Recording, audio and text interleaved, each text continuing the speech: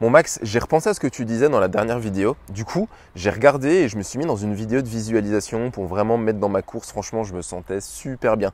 Le problème, c'est que le jour de la course, ça s'est pas du tout passé comme prévu. Je l'avais vraiment pourtant bien visualisé et bien imaginé. Et franchement, le jour de la course, ça m'a complètement cassé le moral. Alors oui, les impondérables, ça arrive. Et imagine, je veux dire, là, il se passe ça, tu es à l'entraînement. Imagine la même chose en course. Tout est exacerbé. C'est-à-dire que tu as l'impression d'avoir soif, tu as très soif, tu as l'impression d'avoir faim, tu as très faim, tu as l'impression que du coup, tu as peu de jus et ça y est, tu es au bout de ta vie.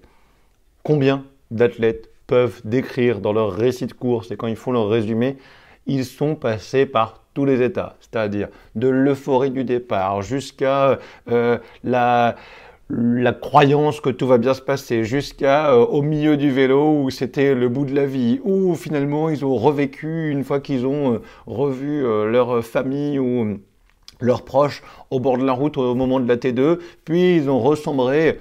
On passera forcément par tous les états. Maintenant, est-ce qu'on peut l'anticiper? Qu'est-ce qu'on peut travailler? Est-ce que nous ne pourrions pas créer des ancrages positifs? Nous n'allons pas refaire la vidéo sur l'hypnose que nous a proposé Javi et que nous avions déjà évoqué, mais simplement se dire, est-ce que je ne pourrais pas retrouver des ancrages positifs et quels sont ces points positifs? Julien, est-ce que toi, tu arrives à identifier par exemple des points positifs de cet entraînement et par exemple des points sur lesquels tu voudrais revenir si jamais tu avais une difficulté pendant la course? Oui, effectivement, j'avais pris le temps de le faire à l'entraînement, mais j'avais vraiment bien analysé les choses. J'avais pris le temps de le mettre en place, d'essayer, mais franchement, j'ai pas du tout réussi à le remettre en place. Et du coup, je me suis découragé et j'avoue, j'ai un peu laissé tomber, quoi. Eh bien, tu as toutes les réponses. Parce que forcément, c'est un entraînement. Tu auras parfois des réponses en fonction de tes horaires d'entraînement, en fonction de ta fatigue, de ta charge mentale. Encore une fois, imagine ta charge mentale, donc ta capacité de réflexion, avec une bande passante. Tu es en train de courir. Combien d'entre nous partent courir pour se vider la tête ou partent faire l'entraînement pour se vider la tête? On dit, ben voilà, j'ai besoin d'évacuer.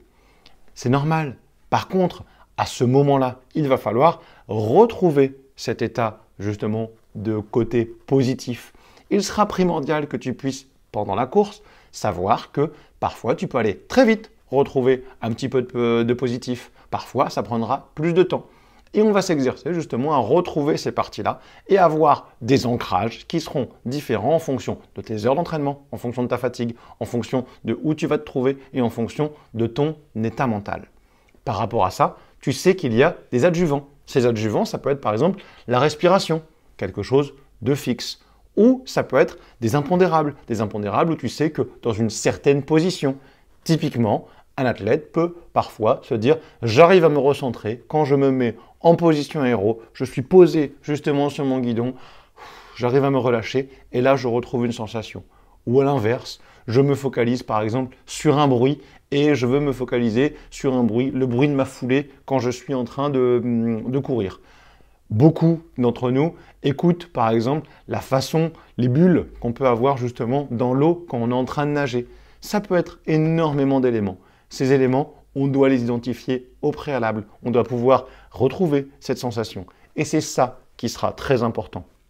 Tu auras justement cette sensation et tu vas voir que tu vas pouvoir l'ancrer. C'est ce que nous explique justement Javi dans ces parties-là en disant « tiens, de temps en temps, il va falloir se vider la tête ou volontairement avoir une idée, focus en tête pour justement aller rechercher cet état de stabilisation qui sera primordial. » Ah oui, en fait, c'est des choses qu'on fait déjà naturellement sans vraiment s'en rendre compte au final.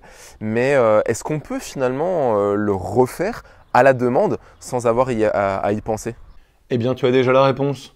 Il suffit effectivement de pouvoir juste prendre conscience que justement tu le faisais déjà. Et comme je te l'évoquais, ça peut être avec un lien mécanique, c'est-à-dire avec un lien par rapport à une position, par rapport à un bruit, par rapport à une sensation.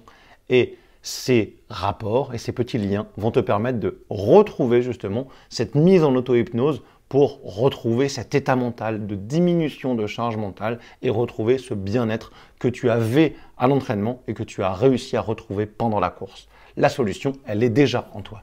Ok, eh ben écoute, c'est parti. Je vais travailler ces inductions hypnotiques pour vraiment éviter d'avoir ces prochains coups de mou aux prochaines courses et pouvoir l'anticiper au maximum. Si ce sujet t'a intéressé, je t'invite vraiment donc à t'abonner et à liker cette vidéo, à nous laisser également un commentaire. Est-ce que c'est des choses que tu as déjà mis en place dans ton quotidien d'athlète et est-ce que c'est des choses que tu as déjà réussi à remettre en pratique lors d'une course? Je te dis à très bientôt pour une prochaine vidéo.